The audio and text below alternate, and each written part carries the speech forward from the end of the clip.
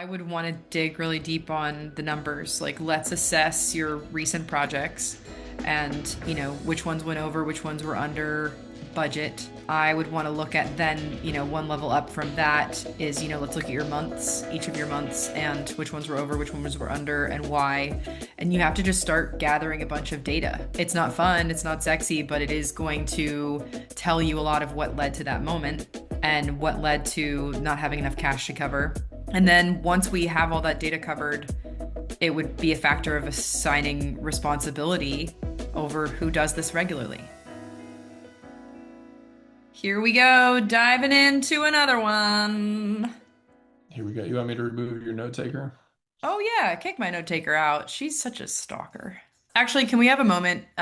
So we are not sponsored by Fathom, which is an AI note taker, but can I say how much I could not survive without my Fathom? Yeah, just say like, and we're not sponsored by them. And we're not sponsored by them. Mhm.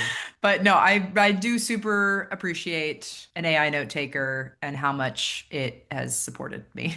We can absolutely talk about Fathom.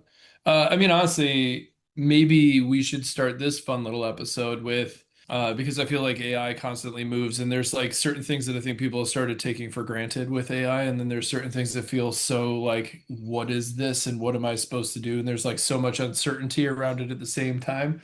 Sometimes it's nice to just be like, these are the two or three things that I use AI for, and I love it, and it's really great. And then I feel really uncertain about this other stuff in putting it into play. One of the things I really like, as you like, is the note-taking feature that has become so easy and so ubiquitous and so helpful. Fathom is ours of choice. I use the transcriptions, I use the notes all the time. Hmm. It's actually helped me focus in conversations because I'm not also trying to take notes and capture stuff. It's just there. Hmm. Oh my gosh, it's helped so much. I saw something the other day in the New York Times. They called AI that AI has jagged intelligence. Sometimes it's really smart, sometimes it's really dumb, and I am going to use that all the time. It's so true. AI has jagged intelligence. Sometimes it Yeah. is quicker and smarter than I will ever be, and sometimes it is absolutely incorrect. And thank goodness for my critical thinking skills and discernment. And so please, anyone listening, don't worry about AI taking over the world because sometimes it is dumber than a box of rocks. Just yet. Just Just yet. yet, at least. Yeah. Yeah, yeah. Well, the funny thing is, I think we all have jagged intelligence, if I'm being honest. Like, Sure. there's certain things that I'm like, ooh, I'm an expert at this. And then there's certain things where I'm like, well, that's the dumbest thing I've ever said. We all maybe have some experience of that. I will say there are certain things that I've started to lean into that I'm maybe catching up to that other people who are more advanced and, buying into this every day have started to use. But like Manus is a really powerful tool. Claude Cowork is a really powerful tool, and they're finding ways to like integrate with tools that we use all the time, like Slack, Gmail, etc. It's not just like for emails. It's also, hey, can you start working on this task? Can you schedule this thing? Can you put this on my calendar? Can you do whatever? And finding ways to just adopt that and integrate that has probably saved me 5-ish hours a week, if I'm being honest, Hmm. from like a documenting, executing perspective. And it requires me to be a director, Hmm. to be good at prompting, to be clear about what I'm asking for, to be the critical thinker about what actually is this and am I giving it context? Am I asking it, hey, what do you need from me to do this well? So Hmm. it gives me context. There's lots of nuance in how you prompt it and how you engage with it to increase the likelihood that it's in the jagged intelligence is one of the positive ones and not the negative ones. Hmm. But I think the important piece is figuring out what are the tools to adopt? Like, how do we just integrate it into how we operate in a way that saves us time, creates efficiencies without feeling like we have to understand all of the complexities and all the tools and always be on the cutting edge. Sometimes it's just, hey, get good at a couple different things, get efficient at it, find ways to incorporate it, increase the intelligence of it, and do it. Yeah, 100%. Well, listeners, we didn't plan for this episode to be about AI, but But here we it are. became that way. It took over yet again. No, Uh, thank you very much for coming back to an episode of Business Velocity. And if this is your first time, welcome. Myself Welcome. and Dave, this season, season four of Business Velocity, we are going to share a prompt for a case study of a not real business, but based on a real business. And then we're going to see how Dave would help them fix their issues And how Hannah would as well. and how I would as well. Absolutely. Yeah, so that's what we're going to do today. And who knows? Maybe we'll talk about AI again. Maybe we will. Maybe we will. All right. So, you ready? I'm ready. Let's do it. Let's do it. Today, we are talking about Harborcraft Kitchens. Ooh. Harborcraft Kitchens is a 28-person business that designs and installs custom kitchens. They've been growing steadily, doing about 6 to 7 million in revenue. They had a really strong year. And from the outside, they look like a great success story. Full pipeline, high-end clients, good reputation. Revenue is trending up, but internally, things are feeling very shaky. About 2 months ago, they had a moment where they almost didn't have enough cash in the account to cover payroll. They made it work. They moved some money around, delayed a vendor payment, but it really rattled the owner. And since then, been this underlying tension. They're still closing deals, but every new project feels risky. They've paused hiring, even though the team feels pretty stretched thin with the new projects coming in. There are big upfront material purchases that are creating stress and rising costs of doing business. And the owner keeps saying, I don't know how we're this busy, and yet everything just feels so tight. So there's more I can share there, but maybe I'll pause there because you're starting to smile, and I feel like you probably already have thoughts and ideas. Yeah, of course. The obviously this is a situation where you're feeling pretty good. You feel like the company's doing well, 7-ish million, 28 people, you're doing great. Lots of good stuff. What you have is a financial transparency accounting problem, right? And it's really difficult in a business like that to do it well because you're always, robbing Peter to pay Paul. Because it's expensive to buy the things that you need to buy to build the things that you need to build, and then you get paid later. And so you're always kind of borrowing cash from yourself, so to speak, to purchase what you need to purchase to then get paid on the thing that you're actually going to deliver. It's a tricky business from an accounting perspective. A couple things immediately come to mind. So I understand the desire for them to pause hiring, to pull back, to feel nervous, to do that. And probably the most important exercise they can do is one of my personal favorites with clients, which is essentially build a forecasting model, right? So, can we do financial forecasting? And can that data be pretty darn accurate, right? So, there's a maybe twofold approach. There's an accuracy component, and then there's a, yeah, and what are we planning for the future so we can make decisions well in advance before they become gnarly, right? It would be like driving in the dark without headlights, hoping you don't run into anything. When you're doing your business that way, it's like, let's just give your business some headlights. Like, let's turn the lights on. We may still need to make choices and decisions, but at least we can see what's potentially coming right in front of us. We may not see everything, but at least we can see most of it. Those are the things that come to my mind right away. Hannah, what are you seeing? What are you thinking about? Yeah, I would want to know more about what do they do right now to track cash flow? What kind of pulse do they have on expenses? How do they monitor cost of jobs? And it sounds like they make decisions based on a lot of feelings right now. And I want to come back to the data and the ones and zeros and like what do you look to make decisions? Because it's so tempting with a business that size, to just keep moving and to not kind of like keep a pulse on the very nitty gritty of, yeah, dollars in, dollars out, because it is complicated. Like to be honest, when I hear like 6 to 7 million dollar business and 28 people, I'm like, well, of those 28 people, who are your project managers? How financially savvy are they? Because I would imagine you have a crew of people who are building the kitchens, designing the kitchens. They are outward, forward facing folks, but who's making sure that the house is clean, the Mhm. inside of the car is clean, if you will, and making sure that, yeah, the headlights are working. So Yeah. those would be the kind of things that I would ask about first. Yeah, and you have procurement and you have costs that are always changing, right? Like things are fluctuating. So I understand the difficulty in forecasting. And it's also probably the single most critical thing that they can do is Yeah. start paying attention to what does 9 months from now look like? What does 12 months from now look like, et cetera. And we've got some tools that we use with clients, and I know, they're probably already doing a whole host of things. But what I would really want to start looking at is, okay, let's map out our next 12 months in sales. let's map out our next 12 months in what we anticipate to be costs, and let's assume higher than we think, right? By a little bit. Doesn't have to be drastically higher, but a little bit higher. And then we do an exercise from a forecasting perspective we like to call red, yellow, green. It's really simple.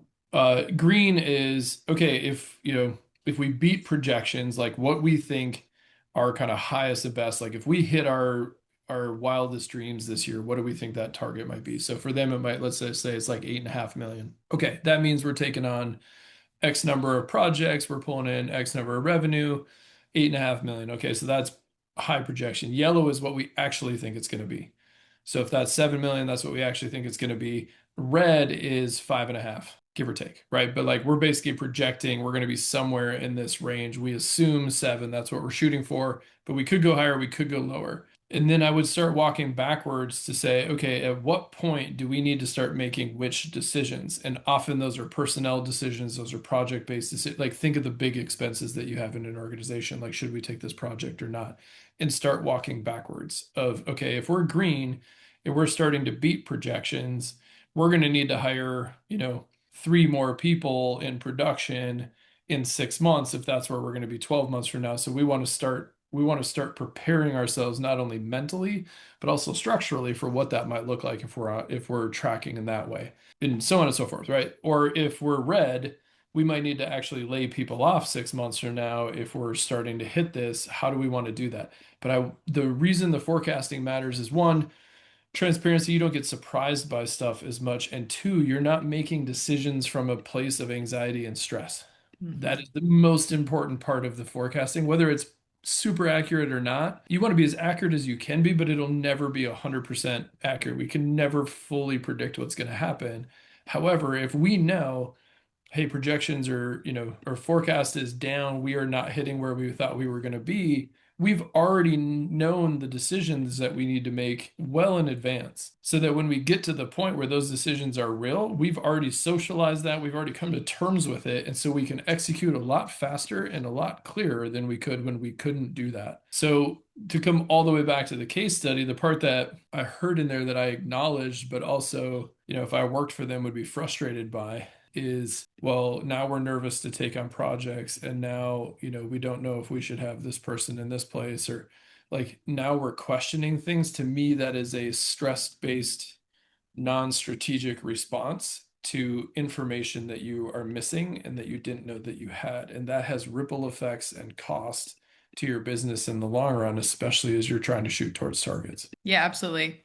Yeah, I mean, I would want to dig really deep on the numbers. Like, let's assess your recent projects and, which ones went over, which ones were under budget, and why.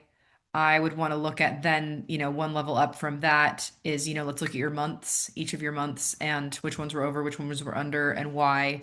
And you have to just start gathering a bunch of data. It's not fun, it's not sexy, but it is going to tell you a lot of what led to that moment and what led to not having enough cash to cover. And then once we have all that data covered, it would be a factor of assigning responsibility over who does this regularly. Like who is going to now be this person who is going to keep really clear tabs on this. So that's what I guess just to add to what you were saying, like to get really in the weeds of it, it's like you have to own this process and you have to know what cracks to look for before they become full on breaking points. Yeah. Is growth a problem? Like in this scenario, with like they're growing, they're taking on more projects and stuff. I think it would be interesting to kind of sit with the question of like, is growth what led to this? I mean, maybe growth is scalable, right? So there might, like, you could grow by $12. It's still growth.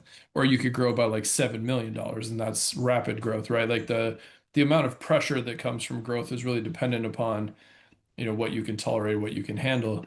My question would be like, well, if you were growing as rapidly as you were, or you were growing at the rate that it was talking about, and you had a hard time making payroll, I don't know if growth is the problem as much as like how are we planning for profit? Like, did we design that growth towards business health, or do we design the growth for revenue's sake? We are strong advocates. Absolutely. We have a whole process. Mike McAllis's work around profit first and profit planning, I think is really powerful. I think is really important. There's some risks with it and there's some danger with it. If you underdo it and don't think about it very clearly, you can actually set yourself up for failure in some ways. But really being thoughtful of growth for the purpose of more revenue isn't always the best target. Growth for the purpose of better profitability and better organizational health is something we would advocate for always in an organization. I think it's a really good question that you're asking. I think it's the right question to ask, and I'm just going to put a couple caveats around it in terms of like, well, how fast are we growing and what is the focus of that growth?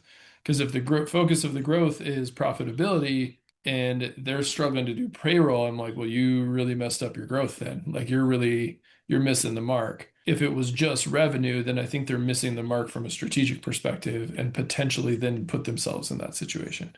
Like I would be curious to know, like, has it been, have they been avoiding looking that deeply into the numbers? Or is it a lack of knowledge around when to gather numbers and sort of kind of create stop gates where, like, within the process that, okay, are we still on track? Are we still on track? Like, yeah, that's another thing that I would want to know about this client as well.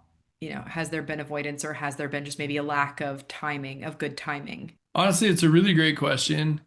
I think avoidance is probably unlikely.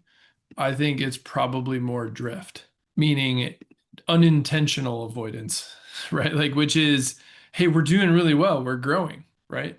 Payroll's been fine, everything's been fine up until now. And so, again, to use the the car metaphor, maybe they just took their foot off the gas in terms of paying attention to the financials, but they didn't, it's not that they're like not thinking about it or don't care or don't want to, it's just that their focus drifted somewhere else. And then this problem snuck up on them. Like maybe it's a lack of kind of consistent discipline of like, where are the numbers this month? Where are the numbers this month? Where are the numbers this month? Are we healthy or not? And if you consistently ask that question, you're not, it's unlikely you're going to be surprised unless you have really bad information and unhealthy data. It's easy to drift away from the things that really are health related. It's why we look at the five facets of an organization. It's like why we have the five facets, right? It's like we have to pay attention to culture, strategy, operations, story, and finance all the time, because if we let two of those or one of those drift, the business starts to diminish over time. We start to run into these issues and these problems if we're not actually focusing on all five of the core facets of an organization. Yes, so I do think those are really great points, and I think that we have given our fake client, Harbor Craft Kitchens, a lot to think about.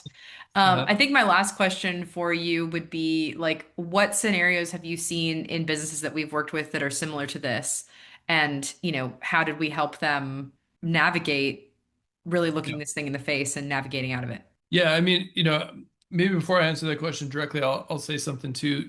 In an organization as complex as that, complex in the sense that like you really do have to pay for things before you have the revenue sometimes. Hmm. There's a lot of risk involved in that, and there's a lot of strategy involved in that. There's a lot of timing involved in that. If you don't have a strategic person paying attention to your finances, like if it's the CEO or whoever, CEO, but they're also responsible for 47 other things, you may not have enough attention on something that's really critical to the health of your business. It Hmm. is likely you need a CFO of some kind or a really strategic director of finance who's paying attention to that, not just an accountant. Bookkeeping is super important, obviously, in this environment, but you also need somebody who's not just paying attention to what's happening currently, they need to be paying attention to what's happening in the future.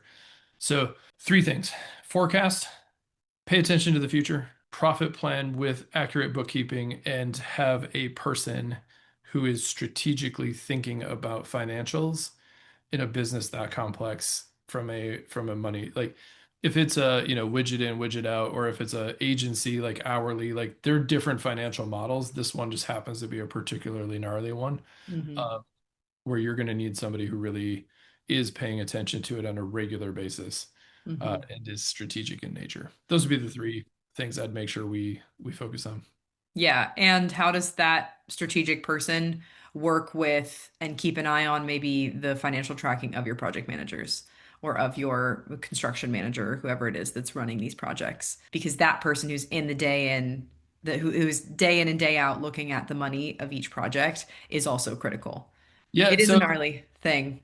it's a gnarly thing, and you're talking about utilization rate, and you're talking about product costs, and you're talking about depreciation, like how much material do we have, inventory management. I mean, it is a massive undertaking from a business perspective, from a financial management and inventory management and personnel management perspective that all have influence and factors over how much money you have in the current situation. So it's one of those businesses where you can't like, oh yeah, yeah, we'll get to that later, right? You Hmm. just can't in a business like that. You have to have intention, focus, and systems to support the financial aspects. It'll also then help you in a lot of the other decisions that you need to make, even from a sales and marketing perspective. Finance in a business like that is really a foundational component. Yeah, absolutely. Well, listeners, we hope that this was insightful. And if you run one of these businesses, we wish you the best of luck. It is a complicated thing. Whenever I watch HGTV shows these days, after having worked with a few similar construction companies, I always think about how much more complicated than they make it look. But isn't that just, the way it goes on TV? It's all an illusion. Mhm. And we appreciate you joining another episode of Business Velocity, and we hope to see you next time. Hope to see you next time. Thank you. Thank you for joining us on Business Velocity. Today's insights are just the beginning of enhancing your business's momentum. Don't forget to subscribe on Spotify, Apple Podcasts, or wherever you listen to podcasts. You can also explore our framework at theevolveddifference.com. And remember, the time is now to take these strategies and apply your learning and achieve velocity. See you next time.